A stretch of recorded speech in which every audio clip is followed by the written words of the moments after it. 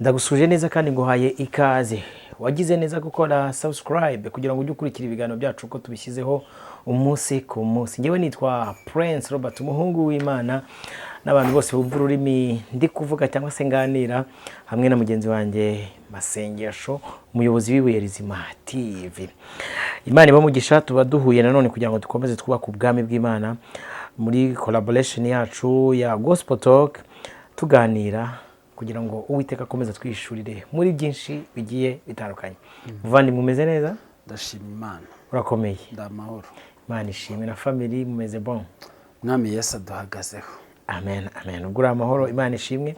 Inshuti zacu zidukurikiye, abantu bajya bambwira ati Robert tujye dusuhuza. Umuntu wese uzi ko tumaze kubana akakoresha iryo jambo. Udukurikira umunsi ku munsi, hari abantu n'ukuri baba badukurikira. Aba bantu ujye bavuga no mu mazina nta kibazo. Na Paulo hari aho yandika akavuga ati ubantahiriza ubavuze mu mazina. Sinzi rero ubwo harimo akandi kantu nk'uko baba babyifuza, ariko rwose amazina yanyu yanditswe mu ijuru, mwa nshuti mwe, mwa mfura mwe, mugubwe neza kandi tuba tubazirikana mu izina rya Yesu Kristo. Hari umuvandimwe twabyutse tuganira, ari muri Arabia Saudite. Yego. Ndamutahije, ntambwe ati rwose Roba kugira ngo wumve ko mukurikirana neza. Kubera ku ishene ya mbere na mbere yitwa ku mugezi basibye. Nari impari. Arabia Saudite baradukurikirana. Imana ishimwe. Ibyo bihugu ndabizi ko ubwo wenda ntabwo ari umwene gihugu waho, birumvikana kuko hari aho biba bikaze muri biriya bihugu iyo bagufatanye ntuziri kumva ibintu by'abakristo bahita bakurangiza. Yego. Ndumva rero Imana ishimwe ko ntabwo bazaburamo, rega Uwiteka azajya abafasha gende babyumva. Hanyuma uyu munsi ndifuza ko tuganira kuri topic yacu nziza, niyo mpamvu nifuje gukora introduction gutya kugira ngo twinjiremo neza. Nkwakira uyu munsi ndashaka ngo tuganire uyu mugani Yesu yaciriye abantu w'abakobwa batanu b'abanyabwenge na batanu b'abapfapfa. Ese yarashatse kuvuga iki kugira ngo ababasha gusobanukirwa no kumva ubwira bw'ubwami bw'Imana? Kuko n'uyu munsi hari abantu batarumva icyo Yesu yarashatse kuvuga. Ubivuga umwe agahita avuga ngo pfa kwa ngo ngiye ngo ndi umunyabwenge, undi ati nge sinzajya mu bapfapfa. Noneho ugasanga hari abantu bashinjanya ngo wowe umupfapfa, ngewe ninjye munyabwenge. Usanga nk'iwacu ADPR hazi ko bari abapfapfa. Donko impamvu bivuga nuko batazi n'umupfapfa uvugwa n'uwuhe. Yego. Ese ubupfapfa bwo ni iki? Ubupfapfa bwo ni iki? N'umupfapfa uvugwa n'uwuhe. So niyo mpamvu nyine iyo utazi ibintu byitirira ibibonetse byose. Uyu abantu benshi akunda bata Abakatolike muri abapfapfa. Niko babizi. Ariko n'abakatolike baba bareba ko abandi ari abapfapfa nyine. Ubundi nyine iyo bari gusigana burya ngo abigiza ngo ababurana ari babiri, umwe abayigiza nkana. Ariko noneho hari n'igihe baburana bose ibyo batazi bose bigiza nkana. Ubwo rero ugasanga ibyo bashinzanya nyine Salomo niwe ukwiriye guca urwo rubanza. Navugaga umwami Yesu niwe uzaca imanza nyine, akerekana nyine umupfapfa n'umunyabwenge. Ariko ngewe nk'uko mbizi wenda nahuranije muri abo bose baburana, nta mupfapfa urimo nta n'umunyabwenge urimo. Nahura ducarenjinze. Aba bapene n'aba badive birwa bashinjanye. Yego. Aba bakatolike n'aba bazayoni birwa bashinjanye. Aba basilamu uri kumva n'aba banywagaki birwa bashinjana. Bose nta munyabwenge urimo, nta n'umupfapfa urimo. Bari mu kindi cyiciro. Tuzababwira icyiciro cyabo kiri ubutaha. Bari mu marembo. Wewe wisiga utashyize bari mu marembo. Ni imyugariro. Ni imyugariro.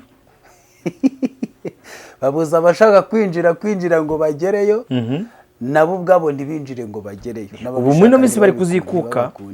Dukomeze twishyire mu kiganiro ngo hayikaze. Mani baho umugisha, nta kindi ubwo turi buze guheraho, ngira ngo hari ntabwo turi buze gutinda, reka dutangire dusoma iryo jambo ry'Imana. Ubutumwa bwiza bwese uko bwanditswe na Matayo 25. Haravuze ngo umugani w'abakobwa 10. Icyo gihe ubwami bwo mu ijuru buzagereranywa n'abakobwa 10 bajyanye amatabaza yabo bajya gusanganira umukwe, ariko muri abo 10 abatanu bari abapfu, abandi batanu bari abanyabwenge.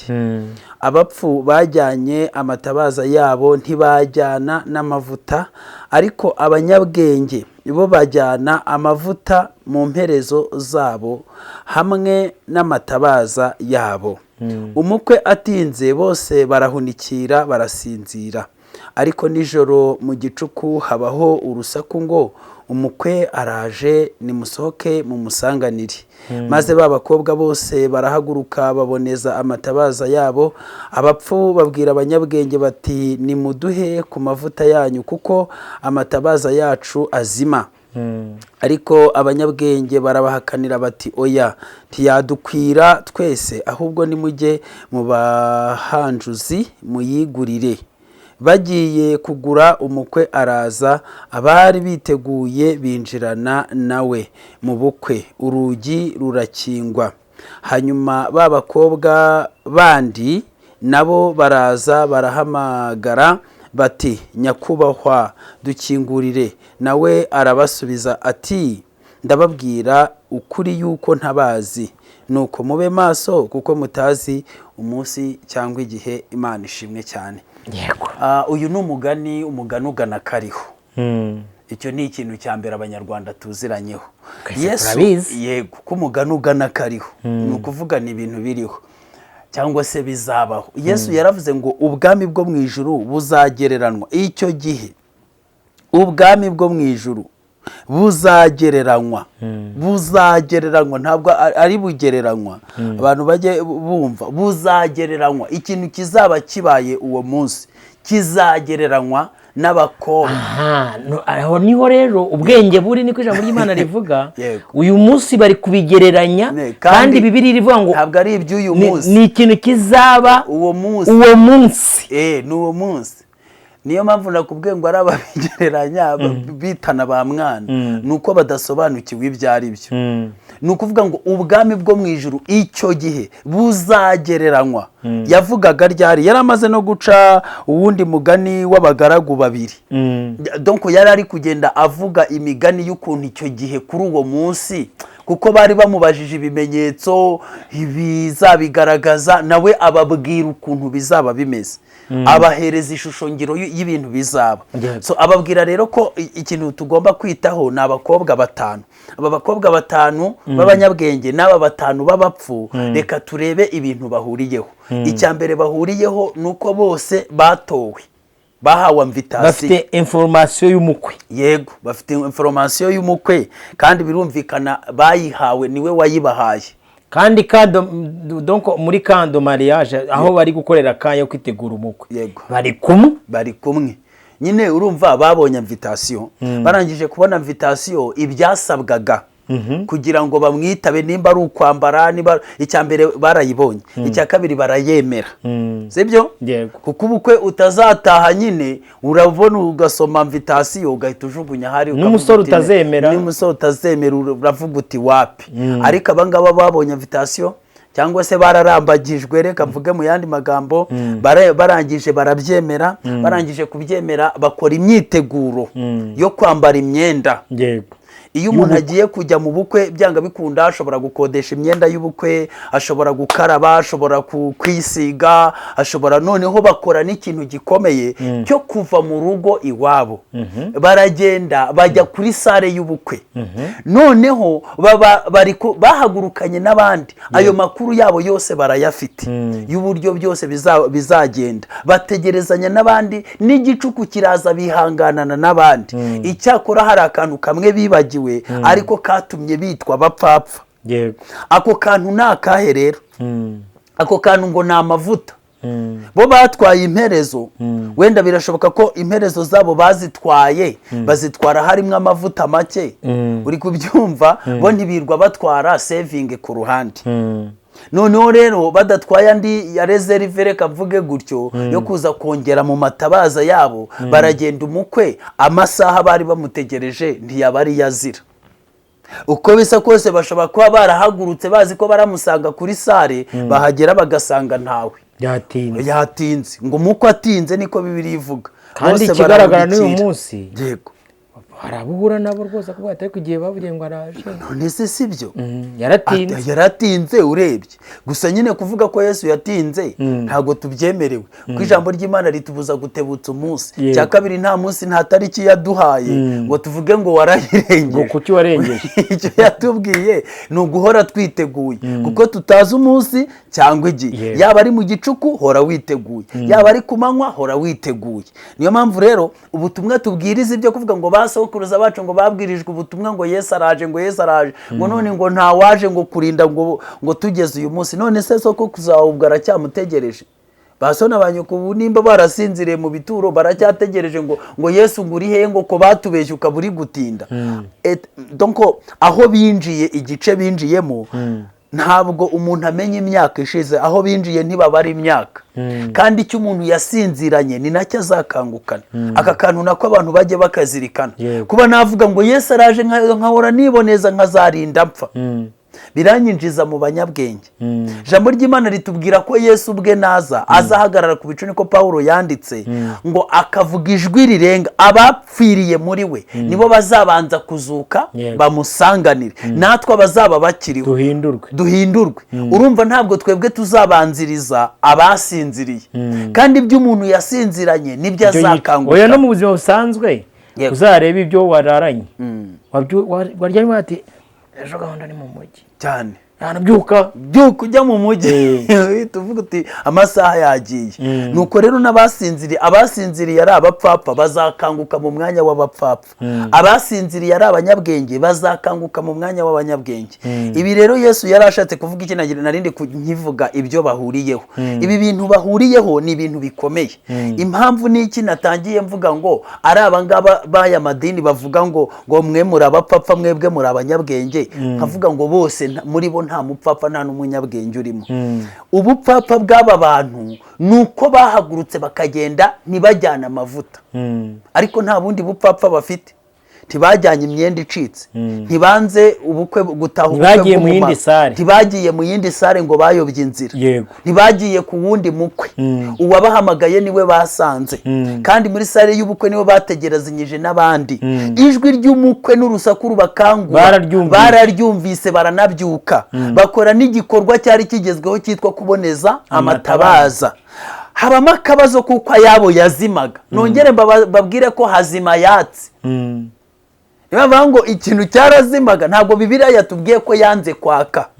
icyambere amatabaza barayafite harimo n'utuntu nyine ariko baracanye twaka gakeya turazima ubwo turashize ariko amakuru yose barayafite umva inama bahise bagirwa ngo barabwiwe ngo nimujye mu bahanjuzi hari amakuru atugezeho meza Bibiliya iravuze ngo baragiye bamaze gusohoka umukora yinjirana n'abari biteguye ni ku ijambo ry'Imana rivuze abari biteguye babandi ubwo bagiye hehe kwitegura none ngo baragenda bo barahanjura bayabonye baraza barakomanga barabwira umukwe ati nyakubahwa dukingurire umukwe ahaguruka aho umugeni we yarari nimba bari bicaranye aza kuvuganira nabo urugi rukinze avuganira nabo mu nzu bo bari hanze avugana nabo urugi rukinze arababwira ati ndababwira ukuri ko mwebwe ntabazi ariko mu by'ukuri hari icyo nshaka kubwira abantu ntabwo aba bantu ari uko atabazi kuko baramusanganiye bamugera imbere amatabaza azima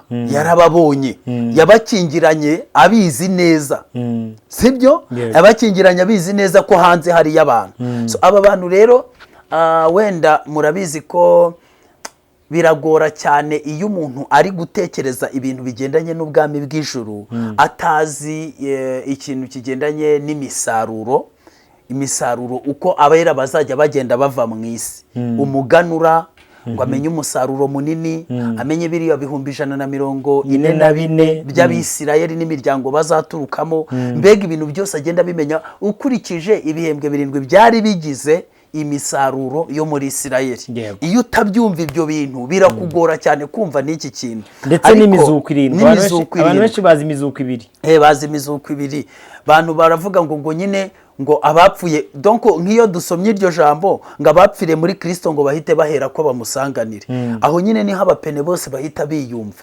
twe turi abanyabwenge tuzahita tuzuka bazi ko Yesu naza abapfuye bose bavuga ko bakijije bazahita bazuka bamwe muhijuru bamwe muhijuru bose ngo bazi ko bazahita bazuka. Masenge ari ikintu ejo ntitwaganiriye abantu dukurikiye igihe tujya twiganira offline yego uribuka ejo nimubwira ni kandi vugiye giye kuzajya n'abantu bapfuye baherekeza nka kuri abapasiteri babaherekeza yego atahika ikintu kizambaho nge nzababwiza ukuri bari abantu bose muhijuru ntabwo ariko barijyamo ijuru ntabwo ari ikintu babyuka ngo bagiteoragure. Hari n'abandi bafite ubuyobe ngo Imana yabemereye ubugingo babahanuzi bikunkumura ati nzaguha ubugingo mwana wanjye mvuganye nawe nukuri nzaguha ubugingo mu bugingo koko ubugingo buba mu masezerano yo mu byumba na hehe hose kuko Imana yatwunze abari mu isi cyane byatumye itanga umwana we w'ikinege kugira ngo umwizera wese atarimbuka ahubwo ahabwe ubugingo buhoraho. Iyo ni principe iba muri royaume di Seigneur. Ubwo rero bibaye ari ibyo utarahanuriwe ntabwo yaba afite. Reka nkubwire ukizera Yesu Kristo nk'umwami n'umukiza ni ibintu biri automatique birikora uhita uhabwa ubugingo buhoraho. Rero ibyo kwirwa bikunkumura bababeshya bikazashimangirwa na bantu nyine abo waruvuze babaherekeza bapfa zabo abaherekeza bapfu bakamanza kubajyana mu rusengero barajyanamo umurambo umubiri housing bakakivugiraho ya magambo amakorara akakiririmbira abarira bakakiririra ababeshya byose bakakibeshye bakajyana ku irimbi abashinga za fondation bakazishinga kantu k'abafondation dukomeze mwana muri Kenya ntabwo abibonye zakagaruka urumva no bagera kuruza bakajya ati uyu rwose tuzongera kumubona tuzahurirayo ugenda amahoro tuzahurirayo aho hantu uri kumwohereza awagiye ushaka nawe kuzagenda muhurireyo muzahurireyo mwenyine nje n'uzanjye twebwe iwacu ni mu ijuru niho dutegereje umukiza ko azava kandi Kristo niwe wenyine umenya aho umuntu yerekeje ariko natwe tukurebe muri byavuze ngo iyo ndebesheje ukwizera ngiye mu ijuru mbona y'umukiza wanjye iyo mubonye rero mubonye nshobora no kumenya nabo bari kumwe nubwo bari kukuririmbira ariko waciyeho kabisa bakajwiga bakurangije. So rero icyo nashakaga kuvuga wenda tutaza gutinda nashakaga kubwira abantu ko aba bakobwa b'abapfapfa dushingiye kuri izi ngingo zose nababwiye ntabwo ari abantu bazabura ubwami bw'ijuru cyangwa bazabura ubugingo ahubwo ijambo ry'Imana riba ritubwiye ngo abapfiriye muri Yesu nibo bazabanza kuzuka n'abageni Yesu azabaje gutwara umugeni. Uwo mugeni wa Kristo rero uzinjirana na Yesu uzumvira iryo jwi rye ni abafite amavuta ariyo mwuka wera. Katubisobanure neza ni abafite ubwenge. Bibiliya yavuze ku banyabwenge ivuga ati iravuga ngo kubaha Uwiteka nibwo bwenge yego kuva mu byaha niko kujijuka. Uyu muganura Bibiliya uvuga neza ngo aba bakurikira umwami Yesu ahajya hose ntibigeze biyandurisha iki ibyo kurya by'ibwami ntibiyandurishije abagore. Uyu munsi abantu nyine bari kwanduzwa n'abagore. Abagore Kigali bari kwanduza abantu bagatuma amatabaza y'abazima cyane. Hari igihe tuvuza impanda mukagira ngo hari si bihari. Ubu hari abantu biyandurishije aba bagore b'i Kigali cyane abashumba rwose biyandurisha kuri bo. Aba rero ubupapa bwanyu turaje turebe neza. Yego. So nukuvuga ngo rero Yesu naza azatwara abantu biteguye. Kuba uyu munsi reka mbahe wenda akagero gatoya. Uyu munsi hari umukristo ukijijwe. Kuba akijijwe nta juru ajya kumbura. Muri w'ibyishimo byo gukumbura ijuru urabona nk'indirimbo za kera baririmba ndenda kugera i Yerusalemu umurwa mwiza warimbishijwe kandi ni hafi bene data inuma zaho ziraguguza numva bamwe muri abo banyamahirwe babaciye ibihanga andi babicisha amabuye babateka mu mavuta aho hera nifuza kuzagerayo. Donc hari umukristo ukizwa agakizwa akumbuye ijuru ku buryo rimwibagiza ibyo mwisi akabitesha agaciro, we ibitekerezo bye. Bibiliya uyibuke iravuga ngo aho ibitekerezo by'umuntu bihora niho ubutunzi bwe buri. Maze ninumirwa ngiye gupfa nzagira ibyishimo bitavugwa, nzabona ihirwe ngiye mu ijuru. Abahamagawe ni benshi ariko abatoranijwe ni bake. Ni ukuvuga ngo rero hari abantu baje beza ibishura byabo mu maraso y'umwana w'intama, bahora biteguye. Abo ntibitaye ku by'isi, abo ngabo bari kumva amajwi yo mu ijuru. Abo ngabo burira bakavuga ati mwamuzageza ryari, uzaza ryari mucunguzi, wimwe bwa bwami budashira, ibyaremwe byose byishime, icyamukaza udatinze. Urumva hari abavuga ati mwami icyamukaza udatinze, abandi bakavuga ati buretse mbanze mbyara umuhungu mana, buretse mbanze muri imodoka, buretse mwami mbanze nanjye nubake muri Kigali. Utayisira agahita afatwa akavuga ati tureke isi imanzi turyohere twipositinge mana, buretse happy birthday tumaze tufata amafoto yacu tuyegereranye aya kera na y'uyu munsi tubanze tugereranye. Hari ibintu Imana yavuga iki gisengero tumanze tucyuzuze, buretse umwana wanjye arangize kaminuza nanjye mana njye muri graduation mbemeze sha batarabashije kurihira ababo. Donc umuntu uri muri ibyo bitekerezo by'abo bantu biratandukanye, n'amavuga butumwa batandukanye. Ati mana manzi ukora ibintu by'imbaraga wica iperereza.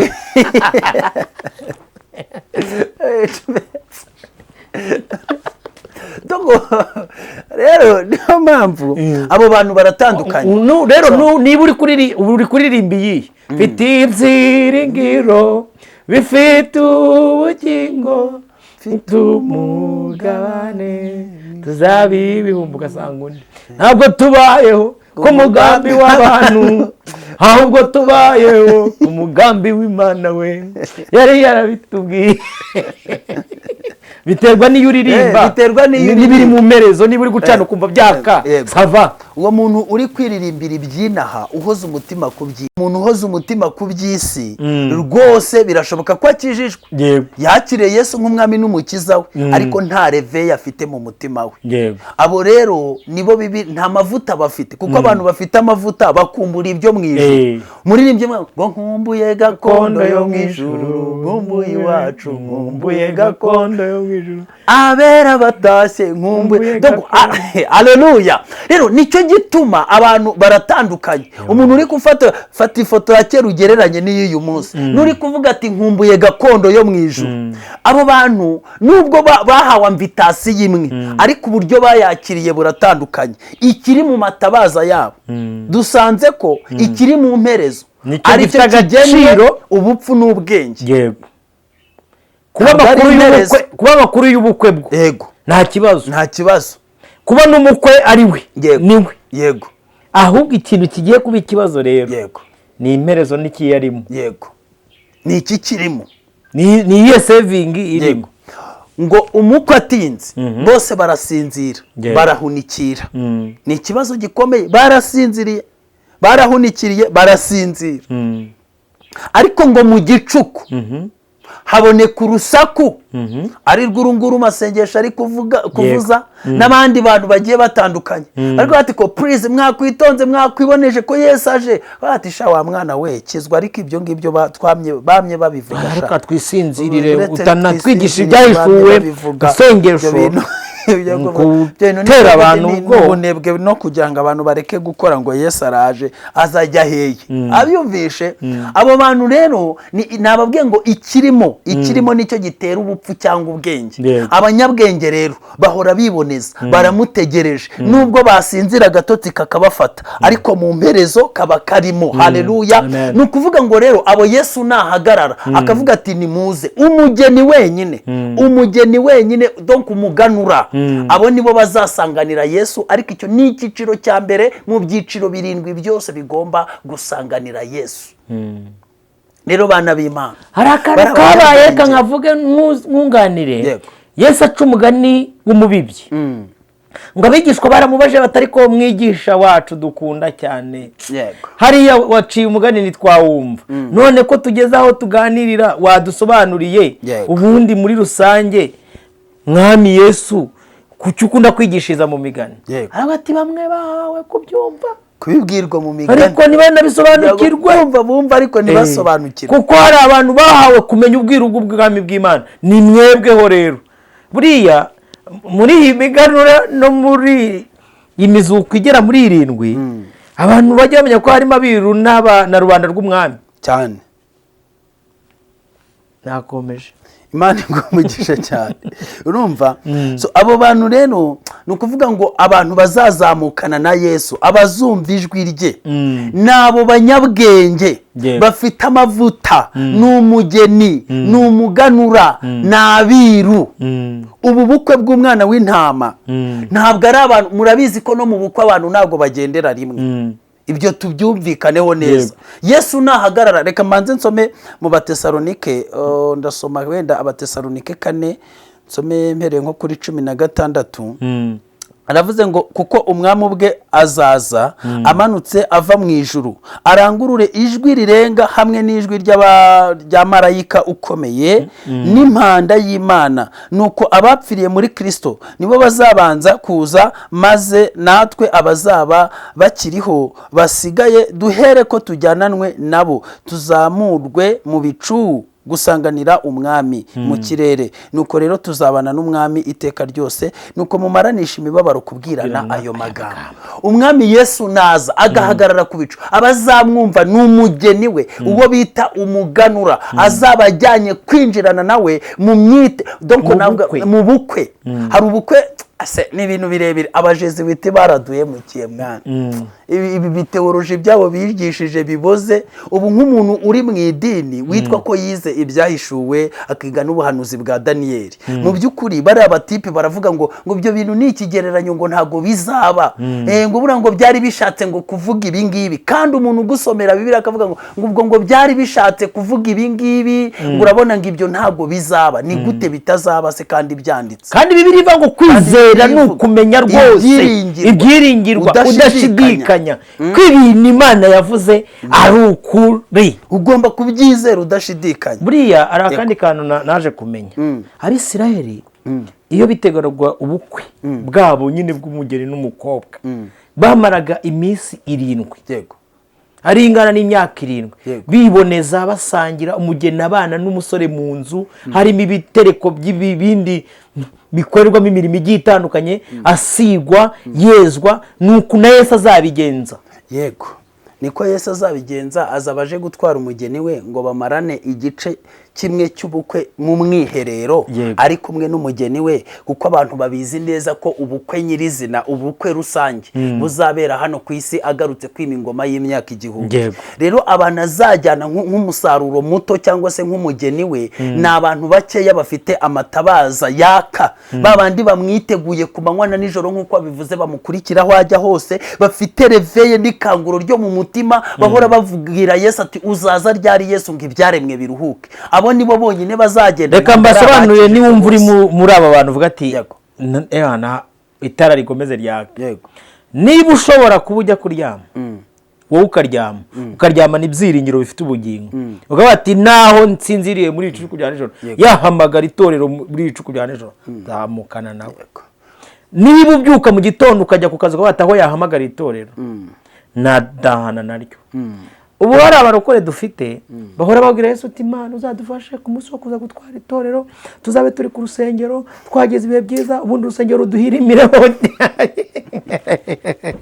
bahora mu mishinga y'ahazaza ntabwo bajya babonera Yesu Kristo nk'uwaza ku kanya kumva donc nimba ntashobora kugusezeraho twari turi kumwe uri mwene data mubwire nti ku Mana aheza ni mu ijuru nitwongera kubonanira mu isi sava ariko amahirwe menshi nuko Kristo yaza tutarongera guhura ubwo nyine tuzahurireyo nimba iyo myumvire yose twari tuvuze ntayugira wibwirize kuri mu bapfapfa rero uyu umusaruro wa mbere icyo nashakaga kuvuga nyibukije arakono kwikozaga mu mitana ati wi ati ri ati ze ati ravuze ngo umugeni hano muri korali rwose ukimara kubivuga ati wi ati ni ati ri ati vu tiji uri kumva ati tugomba gukuraho umugeni ntataha uwo mugeni atahate hari abantu badakunda iwabo bavuga Yesu ariko byo kubajyana bitarimo abo rero bose bashobora kuba bamukunda koko bagakurikira inzira ye ariko nta rukumbuzi bamufitiye. Yesu naza azatwara abamukumbuye niba azabwira ati rero ariko ntago mbazi azababwira ati rero nimuze twigendere abo nibo bazinjiranamo bajye muri bya birori bizabera mu ijuru sinshatse kubigarukaho. Abapfapfa rero aba batanu b'abapfapfa ntabwo ari abantu bazarimbuka nkuko mubizi. Icyambere abantu bazarimbuka nta invitation bahawe rwose ntagatanga ntayo bakira nta rwandiko rw'agatanga mufite murabizi nawe. Yego hari abantu bajya bavuga ngo babandi ngo basenga biyoberanya oya iyo wiyoberanya se wiyoberanyiriza mu bukwe bwa Yesu Kristo ntabwo bishoboka. Byagenze gute harya bwabaye ntabwo bishoboka. Mwana w'igikomangoma yakoresheje ubukwe byagenze gute ntabwo bishoboka. Mujye mumenya ukuri aba bantu b'abapagane n'abandi niyo waba uri umupagane wo mu rusengero ntabwo ijwi Bibiliya itubwira ko abantu bazumva iryo jwi ryonyine abantu n'abantu bazaba bafitanye na Yesu gahunda ahubwo isi izasigara ibaza atariko byagenze gute ko ba Robert twababuze byagenze gute amasengesho gose nabo ngo kera bajyaga baririmba indirimbo z'ububyutse ngo za telefoni zizavuga pilote w'indege ati nayobewe shoferi abagenzi twababuze mbese iyo ngiyo bimeze bite. Urumva mu Rwanda bazahamagara muri Amerika babwira ati ko twe hari abantu twabuze hari umupilote wari utwaye indege kandi nta wahanutse hasi ariko turamubuze agiye ese byashira umuteto nagogo babyize bya butete ko turi kubona babirekuye biri kurenga mu manga birengana abantu buzuye ariko yahagurukanye hano abantu 70 ariko irenze mu manga harimo 6 cyangwa harimo 40 abandi bagiye na shoferi wabo nta ahantu yaguye hose twakurikiye ntabo byagenze gute ko tubabuze. Abamotari yaragutwaye ujye kubona ararekuye uyisigareho wenyine bayate motikoze manuka ese ninde wari uyitwaye ntago nzanagiye batakumuramba yo no ngo bazahamagarana bamwe baza ati natwe niko byagenze abandi bati natwe niko byagenze irikorana buhanga niryo rizoroshya none ngo babarokore b'imipfubira abahe b'imipfubira babandi none rero ubwo tugeze muri cyagiye cy'abapfu babapfu bazaba basigaye babapfapfa bazaba basigaye nibo bazajya kubwira amakuru nibo bazajyana amakuru agate ko subwo ntawe mwabonye twamwumvishe twabwe ibyanditswe byera turabifite amakuru turayazi yo riraducitse we urumva bafite amakuru abati ibyo bintu nabyo muzi n'abantu bazizezwa nuko babonye itorero ritashye bari bazi ko turi kumwe dusangira ibishyimbo n'ibijumba bazi ko dutegerezanyije hamwe ikintu kimwe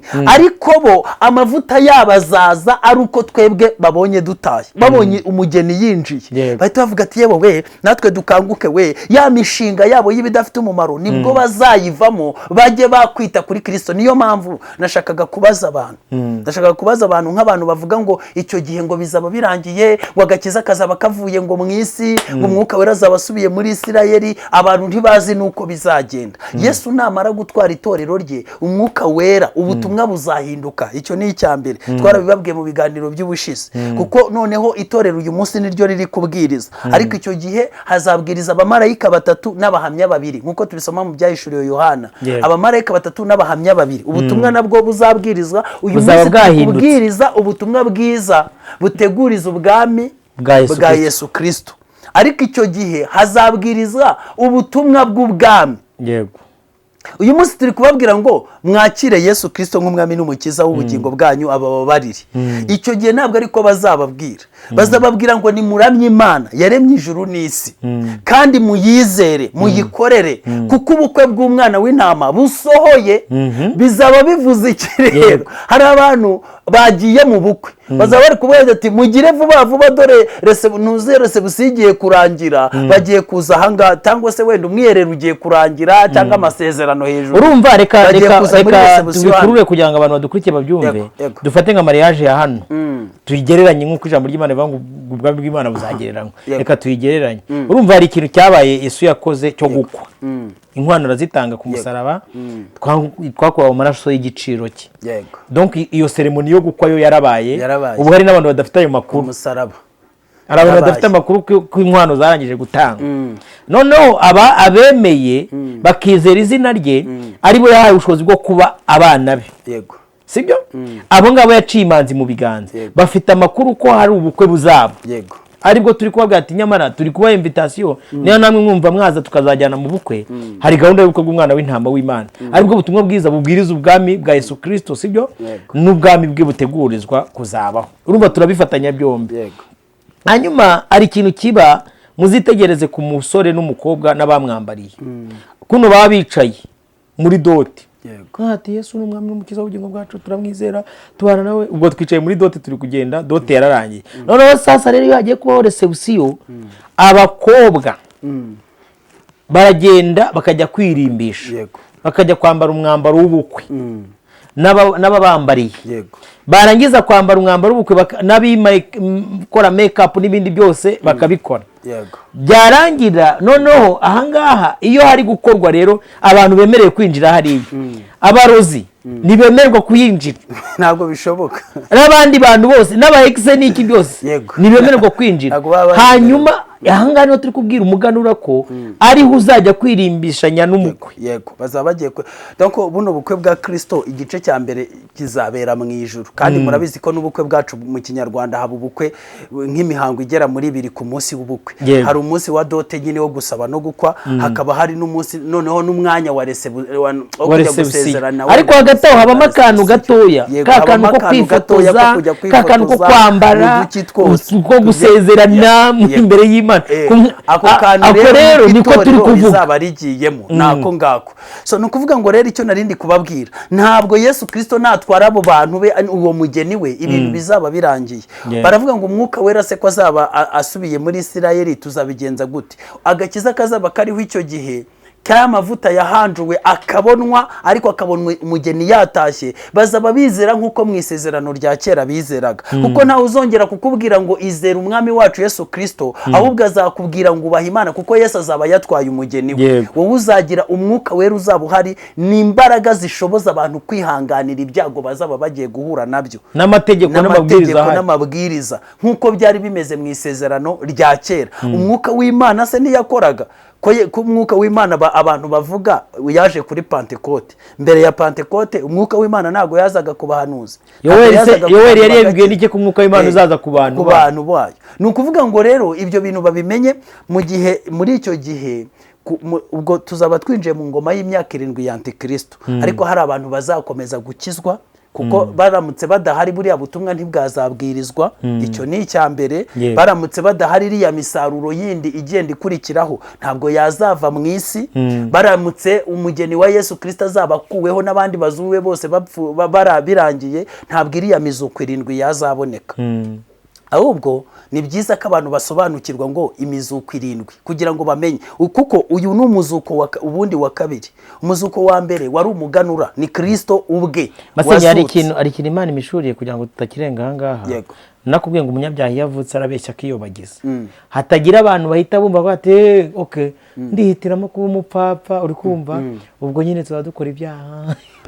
Aho nta juru ry'abanyabyaha ririho. Nta juru ry'abanyabyaha rizigera rinaba. Aba bapapa ari n'aba banyabwenge, n'abakiranutsi. Nta munyabyaha urimo. N'abakiranutsi b'Imana bombi. N'abantu batowe bahawe invitation. Ntabwo ari abasambanira mu madini. Oya.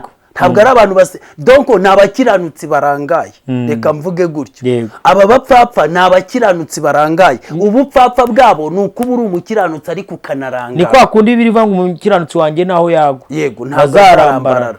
Zamubyutsa cyane. Uniyo mpamvu bagiye gushaka amavuta bakayabona. Ese ubwo nta nubwo abantu baba bumva icyo kintu. Iyaba ari abapfapfa bari kujya gushaka amavuta ntibayabone.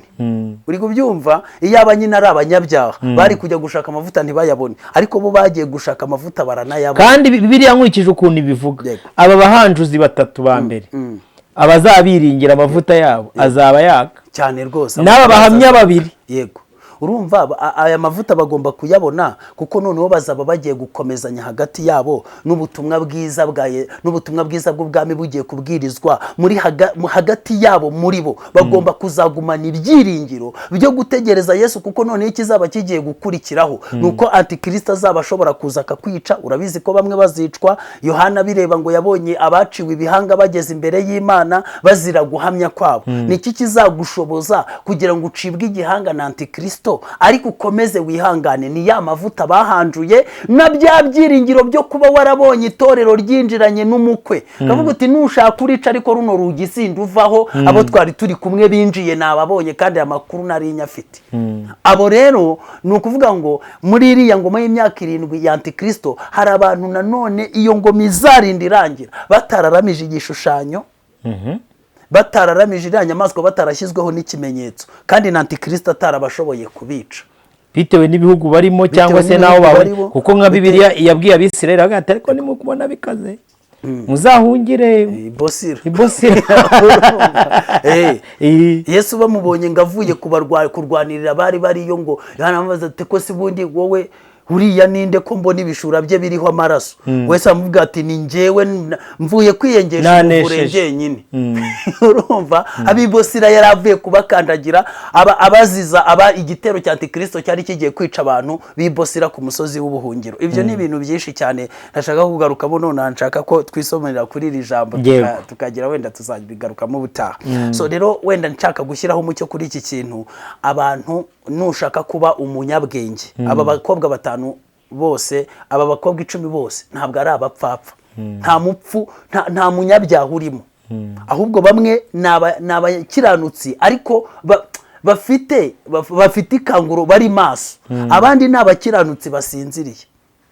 Yego, ntabwo ari abanyabyaha, saba pagani bo mu rusengero. Icya kabiri, ntago wavuga ngo reka ngo mfata amahirwe ya kabiri ngo nibere umupfapfa, kuko murumva ko niba umunaniwe gukizwa uyu munsi umwuka w'Imana hari, ntabwo uzashobora gukizwa noneho imbaraga zakubashishaga kwizera no gukiranuka no kuzatahana na Kristo zidahari inkota ikuriho.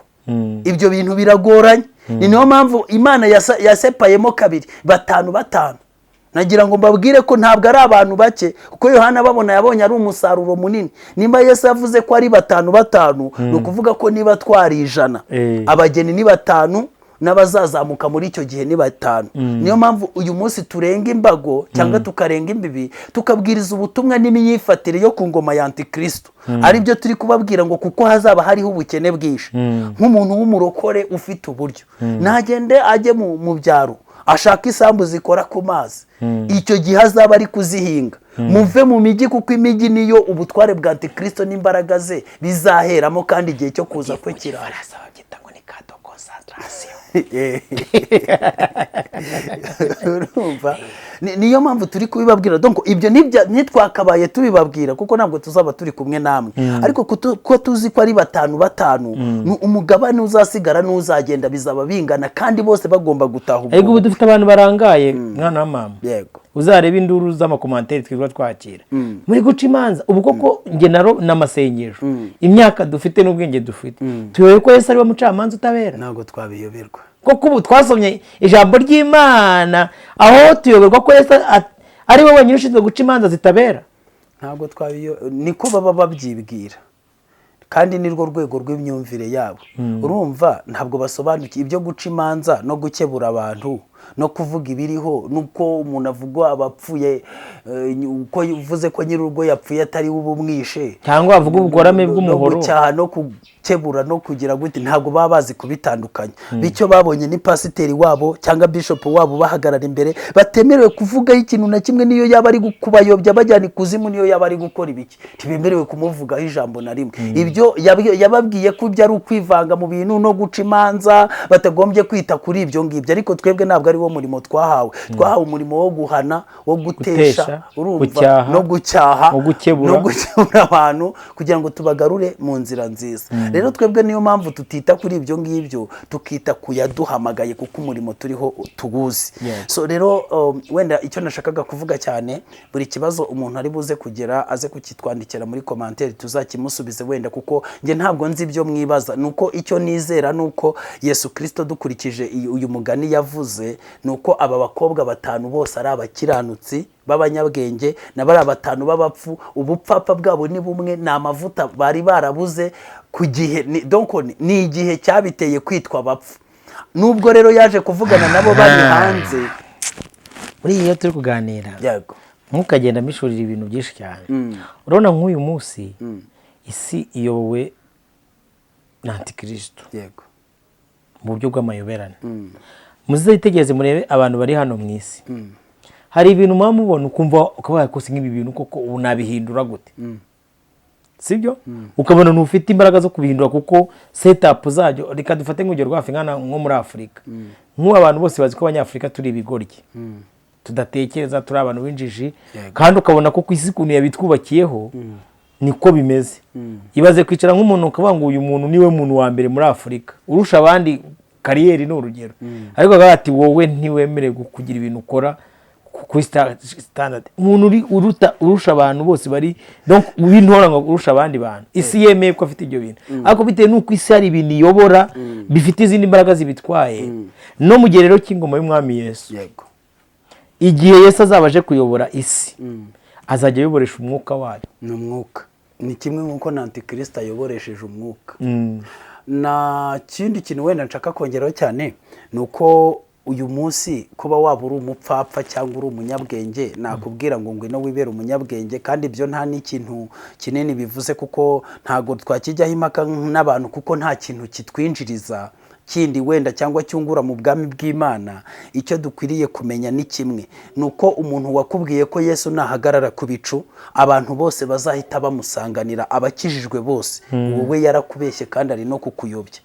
Aho ngaho ushobora kuzabona usigaye ugahita ujya kuramya Antikristo uvuga uti n'ubundi Kristo yaransize byararangiye, ariko ntabwo ari byo byiringiro by'abera, kandi nta nubwo ari ijambo ry'Imana rivuga. Nuko Yesu natwara umugeni, byanga bikunda hazaba hakiriho abandi bantu basigaye, kandi nabo bagomba kuzataha ubukwe bw'umwana w'intama.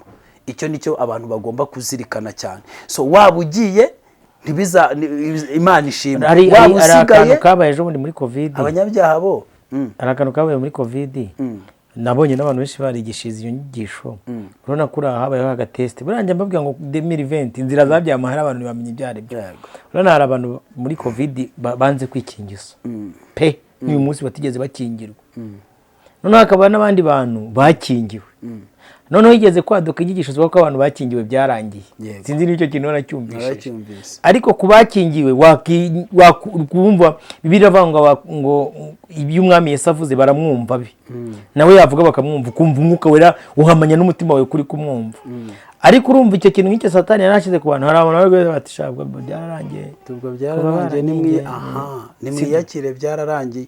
Umuntu akaba yashoka no mu bindi byaha ati n'ubundi se ko byarangiye.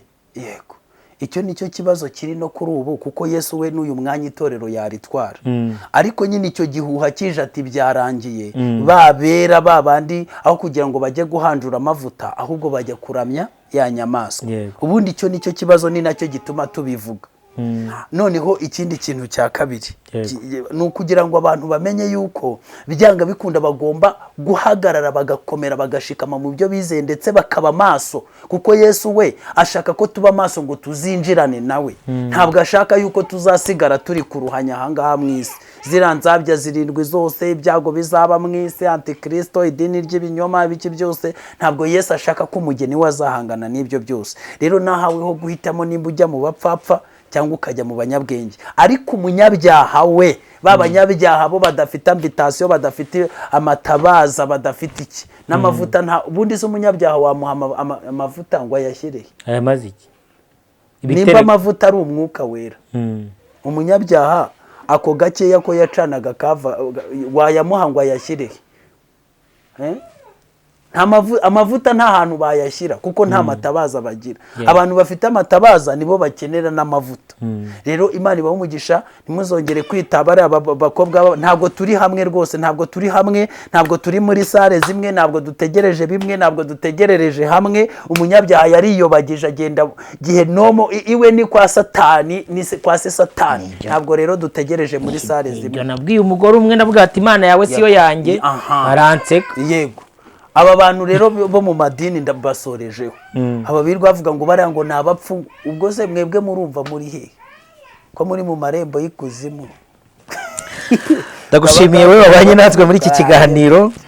Nshimire n'umuvandimwe watuganirije.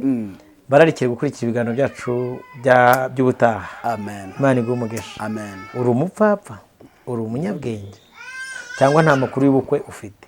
Nta makuru abishaka, ubwo nasubiza umutima. Yego.